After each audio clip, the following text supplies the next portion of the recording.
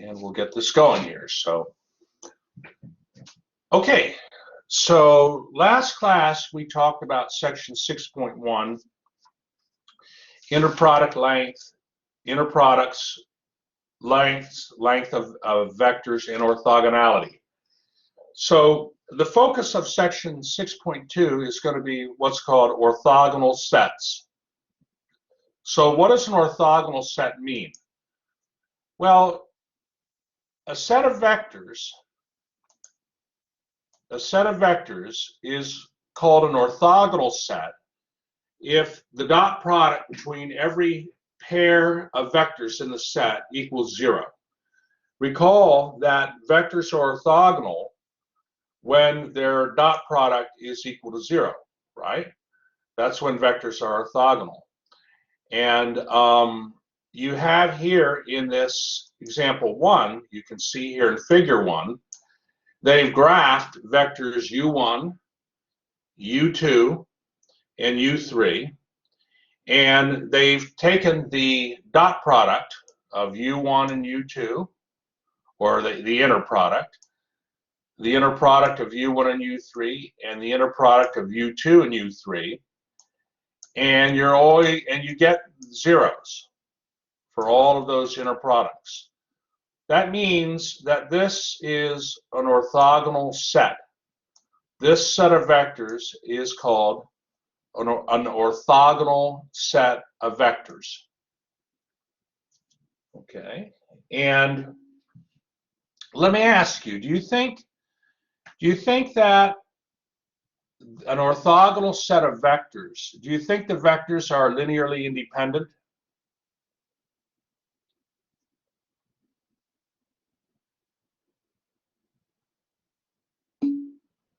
Absolutely, that's right, Benjamin.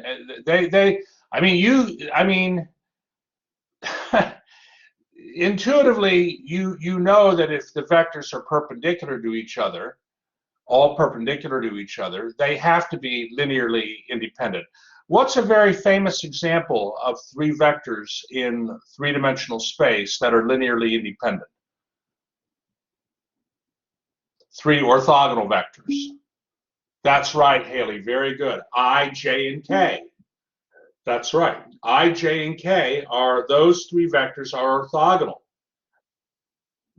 And we call them E1, E2, and E3, those vectors, but that I, J, and K vectors, that's the standard basis for three-dimensional space. But here is another basis. This set of vectors, U1, U2, and U3, would be another basis for three-dimensional space.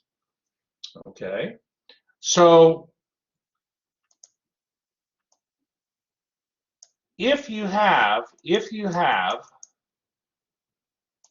an orthogonal set of vectors, okay, I like to highlight the whole thing. If you have an orthogonal set of vectors in n-dimensional space, then this set S of orthogonal vectors is linearly independent, and it forms a basis for the subspace spanned by space S. Okay, and we actually call, hold on here, we call an orthogonal set that's a basis for space W. Maybe I'll make that a little bigger. Let me make this a little bigger. We call an orthogonal basis, hold on, maybe just one. I'm trying to size things. Hold on, class. Let me just size this a little bit here. One moment. Yeah, that'll work. That'll work. So, yeah, an orthogonal basis is just a basis for a subspace that's an orthogonal set. Now, they mention a theorem here.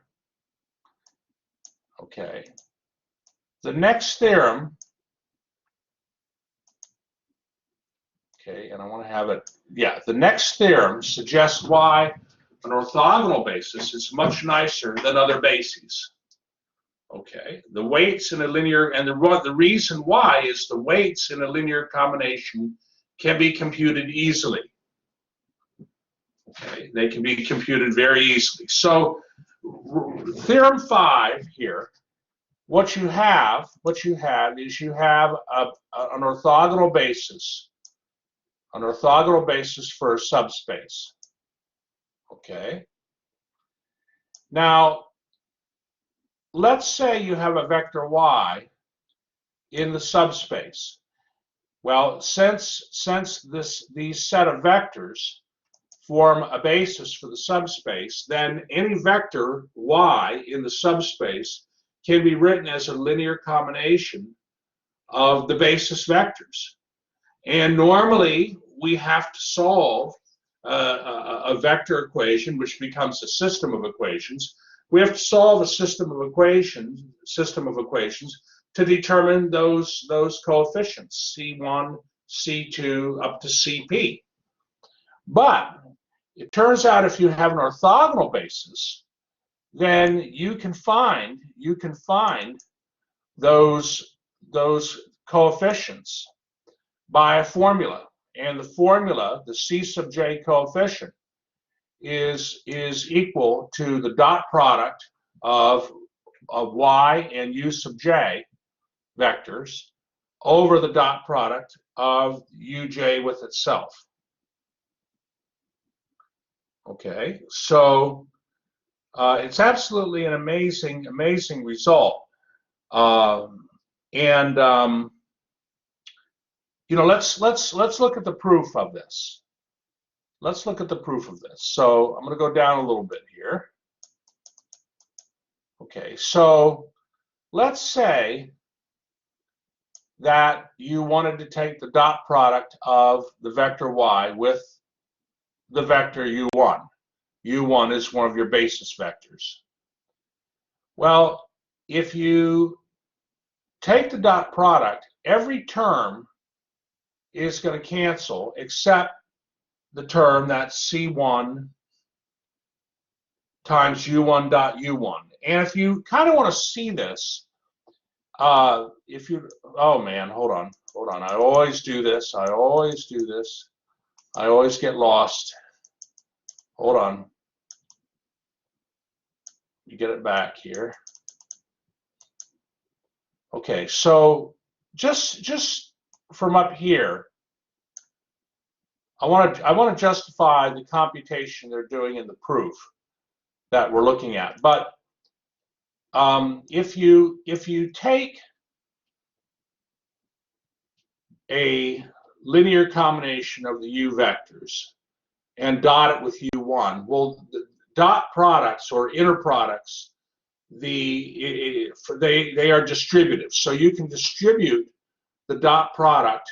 You can take the dot product of u1 and C1 u1, and then you can take the dot product of u1 and C2 u2, and so forth, and then add them. It's the same thing. So you can distribute the dot product through that vector, that sum of those vectors.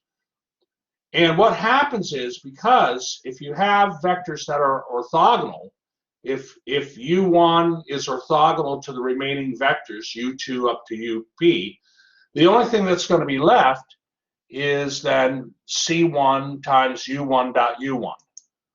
This is because by virtue of the fact that u1 is orthogonal to all the other vectors, the dot products are all going to equal 0. Okay, so we take advantage of that to help us prove theorem 5. Okay, we take advantage of that. So in theorem 5, we take the dot product of y dot u1, but that's going to equal then C1 times u1 dot u1. And then you can solve for C1. C1 would simply equal then y dot u1 over u1 dot u1. And that's one of the coefficients given in the theorem 5 above. I mean, it's that simple. It's that simple. It only is true, though, if you have an orthogonal basis of vectors. So every coefficient if you want to write a vector y as a linear combination of the basis vectors in this orthogonal basis, you can find the coefficients for your linear combination using that nice formula above. C sub j equals the dot product of y and uj over the dot product of uj and uj. Okay, so like for example, in example 2, okay, they want you to express the vector y as a linear combination of the basis vectors that you saw in example 1. So in example 1, I'll go up here, hold on. The basis vectors were given here. Okay, those were your basis vectors. All right, and all you need to do is just apply the formula given in Theorem 5. I mean, it's that simple, class. It's and absolutely beautiful, too. Okay, so hopefully, I'm hoping things are showing up well here in the screen. So, all right. Here is how you find, well, the vector y is what linear combination of those orthogonal basis vectors? Well, the coefficients are found as you see here. And maybe I can make this a little better. Hold on.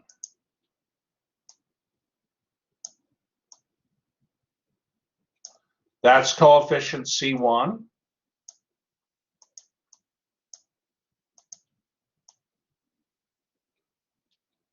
That's coefficient C2. Hold on, class. And that's coefficient C3.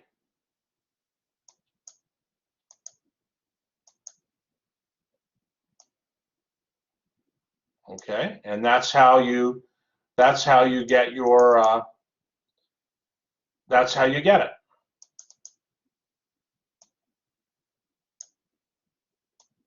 Are there any questions? So the vector y equals u1 minus 2u2 minus 2u3.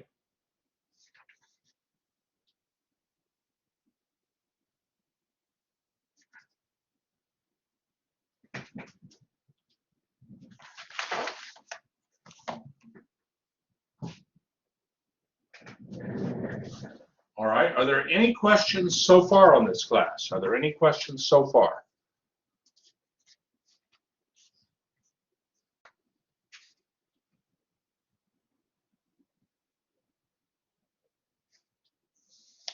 Okay, Eleanor's good.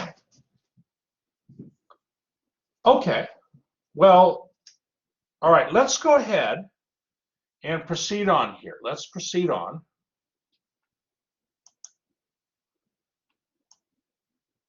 Projections. How many maybe have taken calculus? Well, how many have seen projections before, maybe in another class? Like maybe multivariable calculus. Okay, Abby's seen it, and Ben's seen it. Eleanor hung. Okay, wonderful, wonderful. And Catherine, yeah. So projections are really important in mathematics.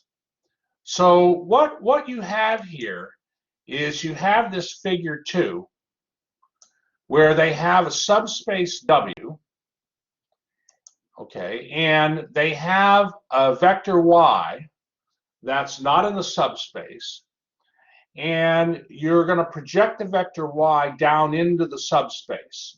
So the Y hat vector, the vector Y with the little hat above it, is called the projection of the vector Y on subspace W. Okay, and the vector Z is the difference between the vectors Y and Y hat. So it's clear that the vector Y is equal to the sum of the vector Y hat and the vector Z. Okay, and certainly the vector Y hat is going to equal some multiple of the vector u. Okay, so if the vector u is that forms the subspace W, then y hat has to be a multiple of that vector u. So what we can do here is we can say, all right, z, the vector z is going to equal the vector y minus this projection vector y hat. So z equals y minus alpha u. Well, the z vector is orthogonal to the vector u, since the vector u is in the subspace W and the vector z is perpendicular to the subspace clearly. Well, if you do the little bit of math here, the dot product of y minus alpha u times u is just going to equal y times u minus alpha times the dot product of u. And therefore, alpha is equal to the dot product of y and u divided by the dot product of u and u. And so the vector y hat is given as y dot u over u dot u times the vector u. We call the vector y hat the orthogonal projection of y onto u. That's what we call that vector y hat. And if we think about a subspace L spanned by a vector u, okay, then y hat we can denote as the projection of the vector y onto the subspace L. And so y hat would equal,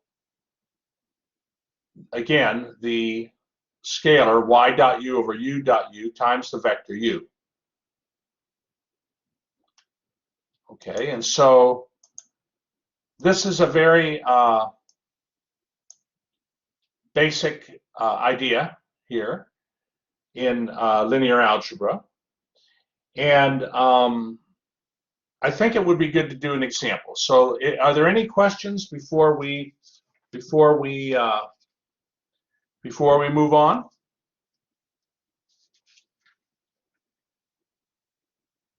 Okay. Okay, then let me bring up this example here. One moment.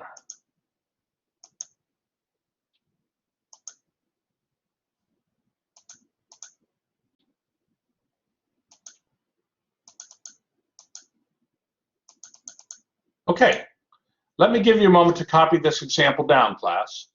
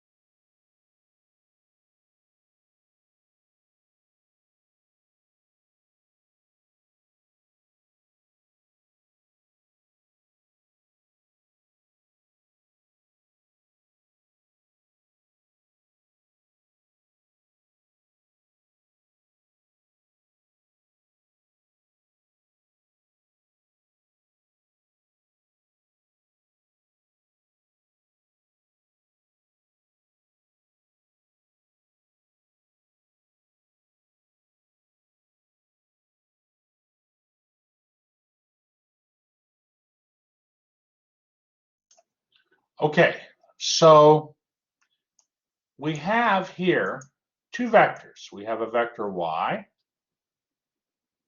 given by the vector 7, 6, and a vector u, given by the vector 4, 2. We want to first find the orthogonal projection of the vector y onto u. Okay, now when they say that what do they mean there?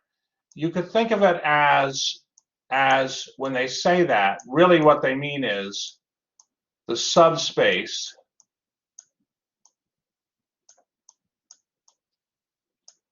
spanned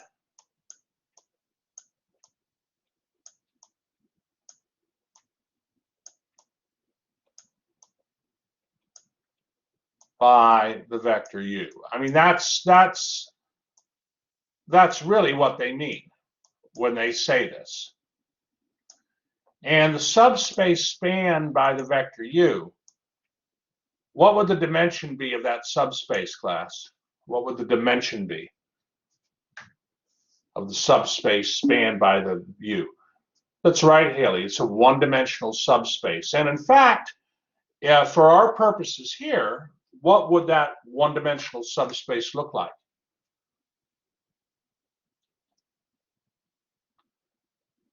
The subspace spanned by the vector u is a one-dimensional subspace because it's a span of one vector. And what would geometrically that subspace look like in the xy plane or the x1, x2 plane? It should look like a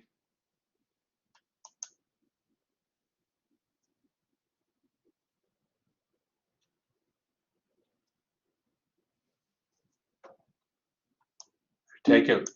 It'll be a line. That's right, Hung. It'll be a line. So what we want to do, very good. What we want to do is we want to write the vector y as a sum of two orthogonal vectors. One that's going to be in the span of the vector u in that subspace, and the other vector that'll be orthogonal to u. Okay, so let's see how we would go about doing this. Well, first of all, I start off with a nice picture here, and I got this from the book, of course, but it's a picture showing what we're doing here. So the vector y here is given by the coordinate 7, 6, and that's based on the scaling. That looks perfect, right? That vector y is at the point 7, 6. And this point here, or this vector, is the projection. It's the projection of this vector y onto the subspace spanned by u. Well, the vector u here is equal to 4, 2. Yep, 4, 2. And the span of the vector u, is simply going to be this line. Okay, so we have to be then asking ourselves, all right, we geometrically see, right here, a point. We said, well, this y hat vector, hold on, let me get this.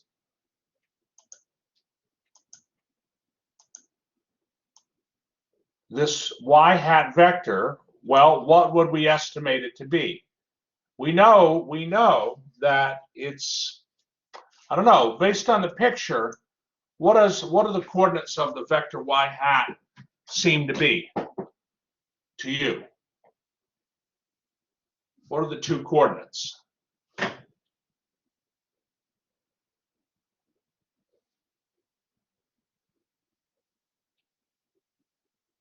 What do you think?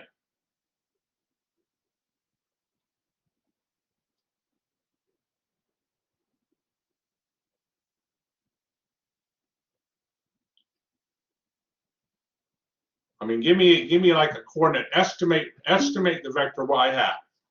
Hung says 8, 4. The coordinate's 8, 4. Well, let's see, Hung. I think you're right. Let's now so we have an idea of what a sensible answer is. Now let's work it out. So what we do is we say, okay, I want to find the projection of the vector u onto line L. This line L is the span of that vector u, the vector 4, 2. Well, we already established how to find the coefficient. So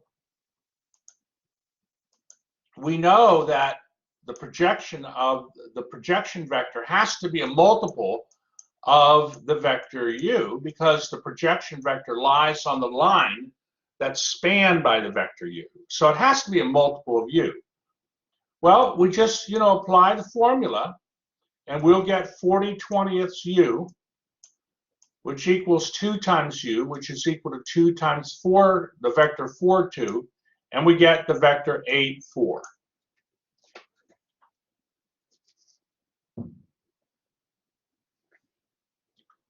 So that is our projection vector. Our projection vector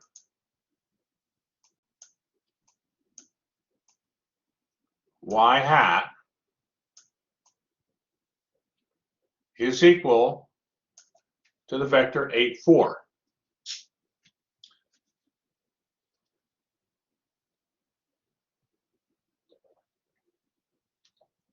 Where else is the hat symbol used, by the way, class? This hat symbol here. Have you seen this in other,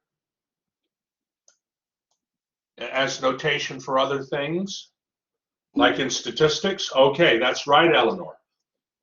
Approximations, estimates are quantum mechanics. All right, Justin, that's right, quantum physics. But for our purposes, we're gonna think about statistics. Statistics, like how many maybe have seen a symbol like this, p hat, for sample proportion? How many have seen that kind of thing?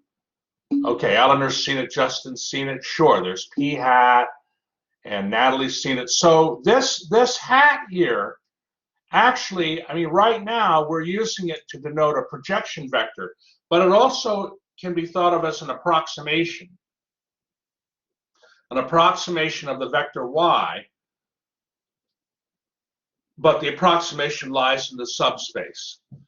And that's a very important topic, and we're going to be getting into that next week, I believe, here. So, but okay, well now, are there any questions up to here? Any questions up to here?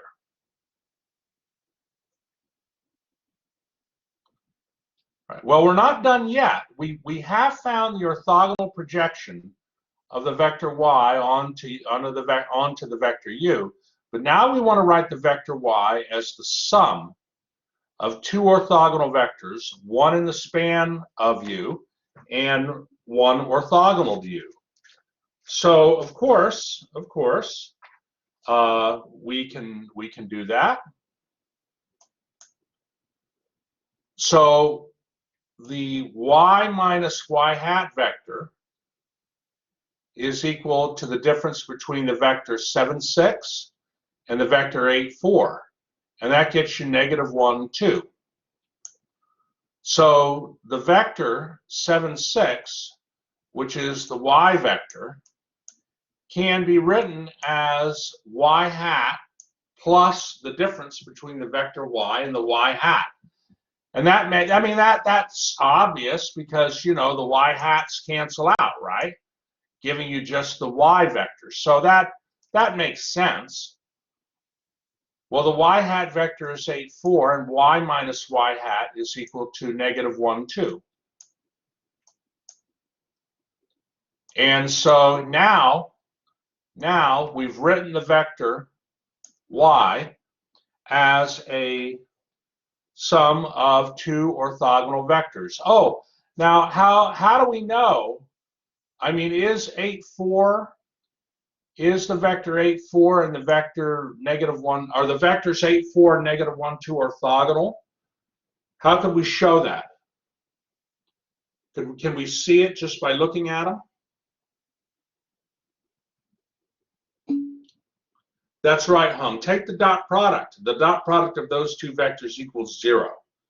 So, yeah. And again, here in the picture, okay, the vector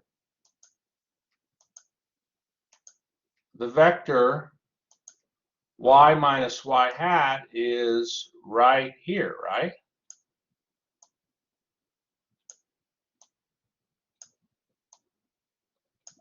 And doesn't that look to be equal to -1, 2? 1 to the left and 2 up? Yeah. So Eleanor agrees. Thank you, Eleanor. So, I thought this was a nice problem just to introduce you to these projection vectors.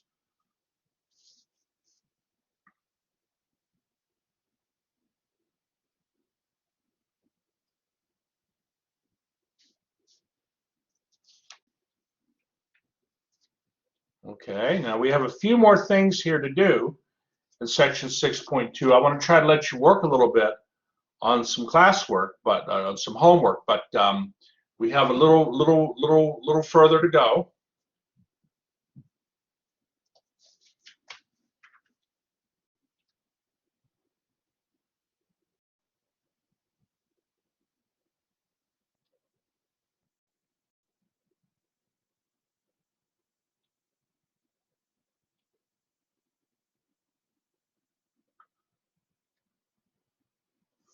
All right, are there any questions before I move on here?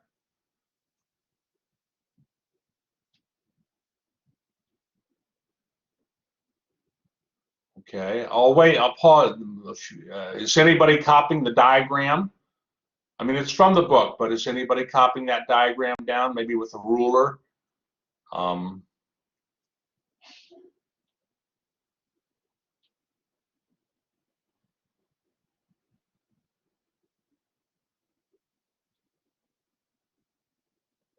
All right, well, it's in the recording. Okay, well, let's move on here. Let's move on then, if there are no questions. I want to get back to the ebook. I want to get back to the ebook. And I want to get back to this theorem 5 here. So look at the theorem 5 here. Look at the coefficients. Look at the coefficients. Y dot uj over uj dot uj. That's the same. Hold on, I want to say this the right way. One moment.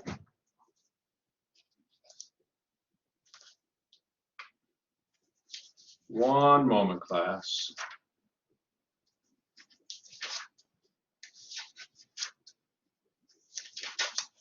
Hold on here. Yeah, that's the same component basically as it's the same component as the projection vector. In other words, the projection vector for the example we just did, okay, for the example that we just did, the projection vector, the scalar, I want to say this the right way. So a projection vector, I'm sorry, I want to say this the right way.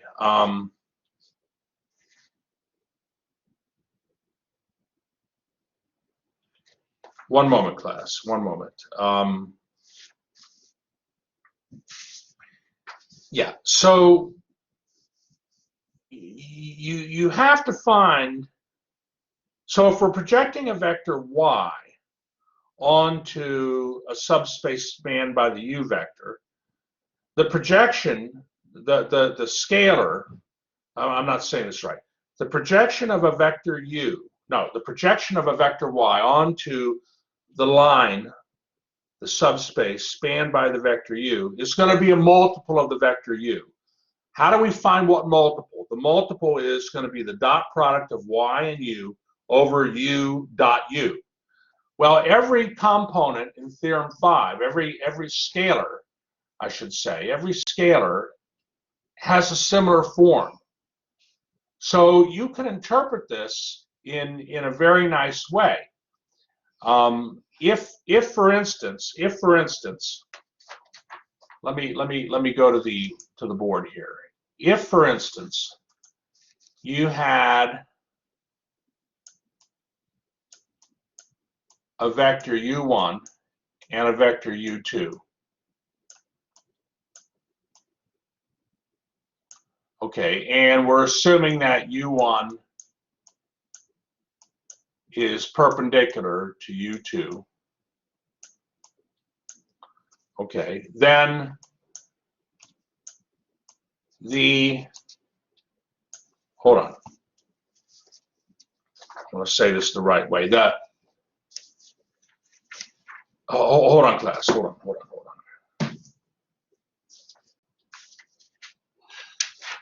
All right, then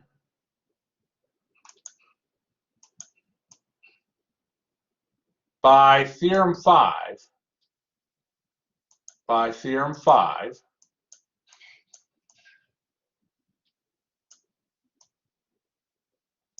in section 6.2, the y vector, okay, would equal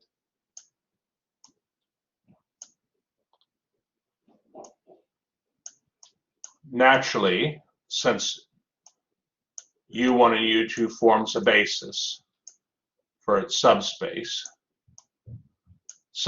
spanned by those vectors,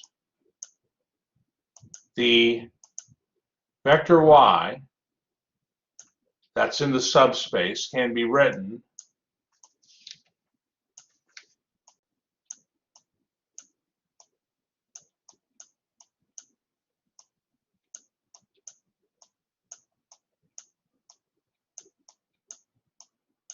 this way.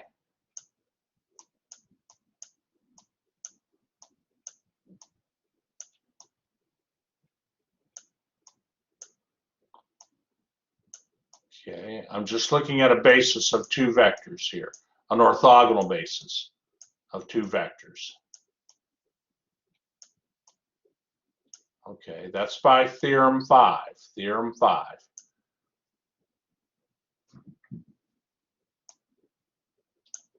Okay, this is a little sloppy. I can make this better. Hold on.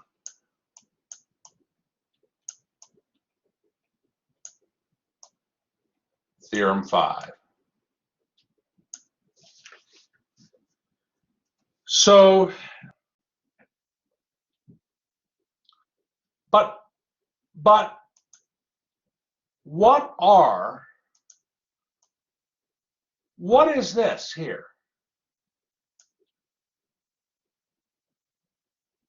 What is that?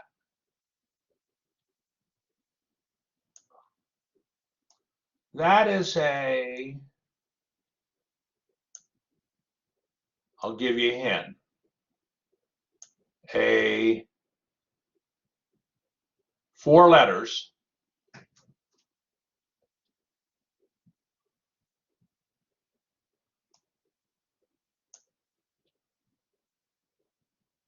need one more letter.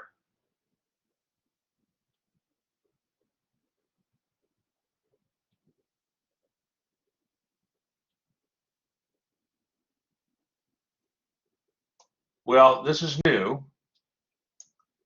It's a projection. That's a projection. Okay. It's a projection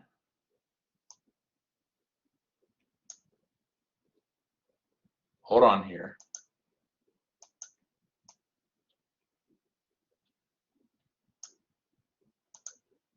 It's the projection of the vector y onto what? What space?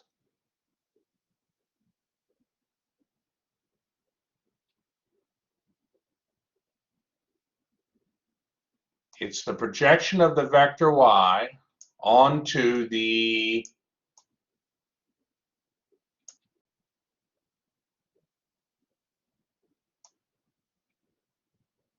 can you figure it out?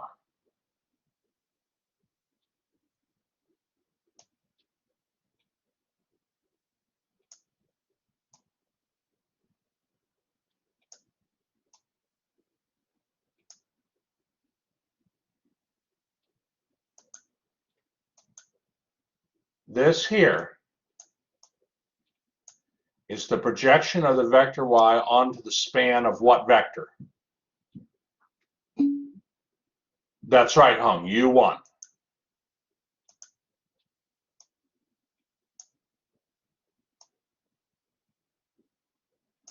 U1.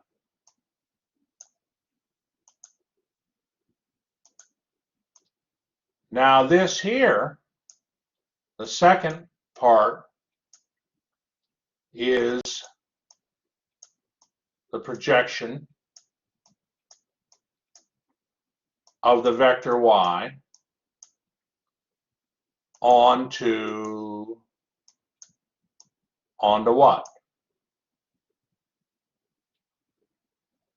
Onto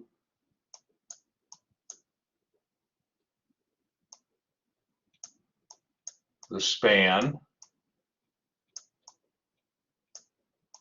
of what vector?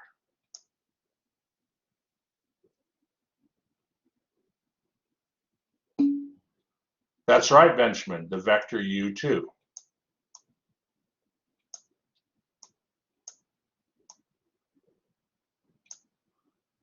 Okay, so it's a fascinating idea, and well, are there any questions? Any questions so far? Try to make that a little nicer. Let me show you then from the book geometrically then what this means geometrically. Let's look at a picture. So if we look at a picture here, if we go down a little bit here,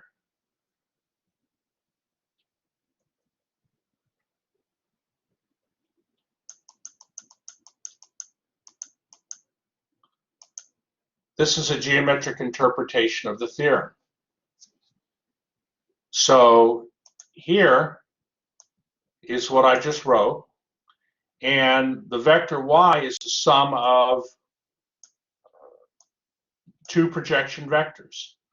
The y1 hat is the projection onto the vector u1, and the y2 hat is the projection onto the u2 vector, and u1 and u2 are orthogonal. See that? See how that works?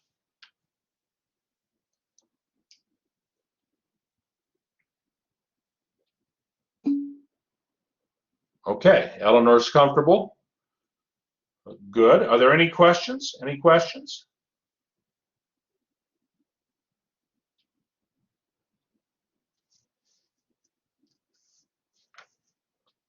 Okay, then let's continue on here. Let's continue on. Okay, so decomposing a force into component forces. Okay. I hope none of you ever have that experience with a tow. Look at that, a vector tow truck. I'll tell you, you got to be careful. I'll tell you, they have these little tow trucks. They can pull out a car in less than a minute. So you don't want to illegally park. You don't want to. You know, I had a friend one time tell me, "Oh, you can park in this parking garage where I live." You know, they never come by, and I said, "No way." You know, and sure enough, a tow truck did come by, so it's good I didn't park my car in that parking garage. You know, okay, so let's continue here. But you know, decomposing a force into component forces is an important idea, right? It's an important idea. Um, so we can go a little further now. We can talk about what's called an orthonormal set. Oh, what's an orthonormal set? Well, an orthonormal set is simply, it's a set of vectors that are orthogonal, but they also have length 1. They also have length 1. They're all unit vectors. So in example 5, they have an orthonormal basis. Vectors v1, v2, and v3 are all orthogonal to each other, and the set of vectors each have length 1. That's called an orthonormal basis. What's an do you know of another orthonormal basis in R3?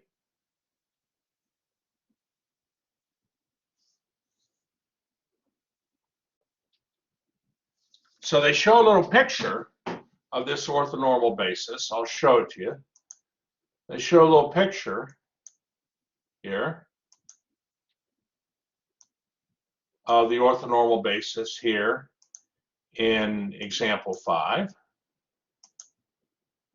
There's v1, v2, v3. Is there another orthonormal basis that you're very familiar with? Okay, right, Benjamin, the columns of the identity. In other words, what vectors would that be? What vectors would that be?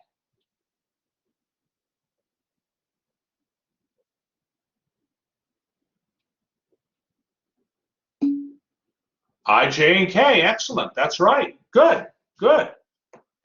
Excellent. Okay. But of course, you know, in linear algebra, we are very general about things. There's lots of different orthonormal bases. A few follow-up theorems.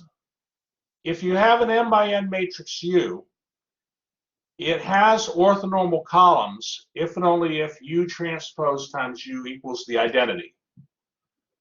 Okay, and they prove that below. They prove that below here.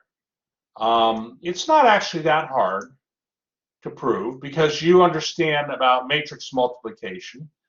But any vectors off the diagonal will equal 0 because the you know, they're orthogonal. And also I want to get you on your classwork here. Also, a few more interesting facts. If you have an m by n matrix with orthonormal columns, then the norm of the vector ux is equal to x, and the dot product of ux and uy, where u is this matrix with orthonormal columns, that's going to just equal the dot product of x and y. And of course, the dot product will equal 0 of ux and uy if and only if x dot y equals 0. Okay, so you might have a chance to prove that in your homework. But what I'm going to do, are there any questions here before?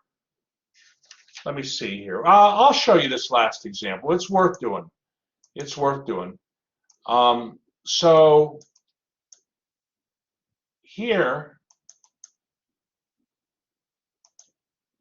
in example 6, okay, they have a matrix U with orthonormal columns. Columns are length 1 and they are orthogonal to each other. And U transpose U will equal the identity. Okay, it has to, by virtue of theorem 6 above. And they want you to verify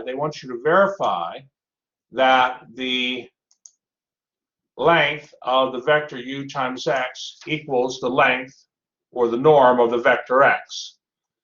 And they do this right here. Okay, the vector u times x is 3, negative 1, 1. And if you take the norm of that, you're going to get square root of 11.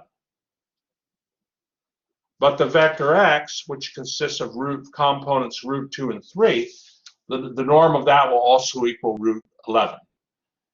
And these theorems are particularly useful when applied to square matrices. Okay, for instance, an orthogonal matrix is a square invertible matrix U such that U inverse equals U transpose. Okay, so this is very nice. If the inverse of a matrix U is equal to U transpose, that's an extremely nice feature because it's difficult, right, to find the inverse of a matrix. You've all worked an inverse out by hand. You know it takes time. It's going to take a computer time as well. But if the inverse of a matrix is just the transpose, I mean, wow, you know, that's like gold, right? If you could find a matrix U that would do that. And so, all right. Are there any questions? Are there any questions?